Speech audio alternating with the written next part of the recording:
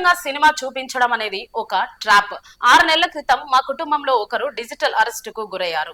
ఉచితంగా cinema చూపిస్తామని website తెరిస్తే మన వివరాలు అన్ని వాళ్ళకి వెళ్ళిపోతాయి. 20 కోట్లు సంపాదించారు అనేది చాలా చిన్న సొమ్ము. వాళ్ళ సంపాదన నెలకు కోట్లలో వేలలో ఉంటుంది. నాగార్జున. ఐ రిమెంబర్ మా ఇంట్లో కూడా, మా ఫ్యామిలీలో కూడా just about 6 months back 7 months back ఇదే జరిగింది. ఆల్మోస్ట్ ఇంట్లో ఫ్యామిలీ మెంబర్ని ఒక డిజిటల్ అరెస్ట్లో ఆల్మోస్ట్ 2 days పెట్టారు.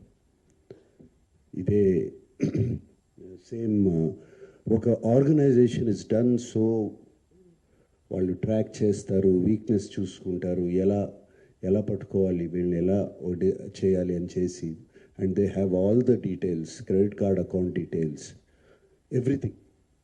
అండ్ కేవలం మనం తెలియకుండా ఏదో ఒక వెబ్సైట్ ఏదో దొరికింది, ఇది ఇంట్రెస్టింగ్గా ఉందని చెప్పి వెళతాం. ఇది సినిమాలు చూపించడం అనేది it is a big trap. అది వాళ్ళకేదో మీకు ఫ్రీగా సినిమాలు చూపించాలని కాదు, వాళ్ళకి దీని వెనకాల చాలా పెద్ద ప్లాన్ ఉంది. To make thousands of crores.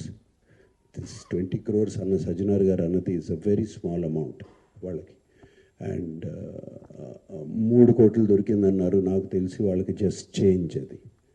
So and నేను ఇంట్లో అప్పుడు మా family member had to approach the police.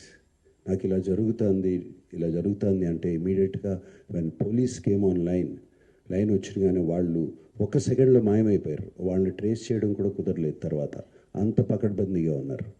So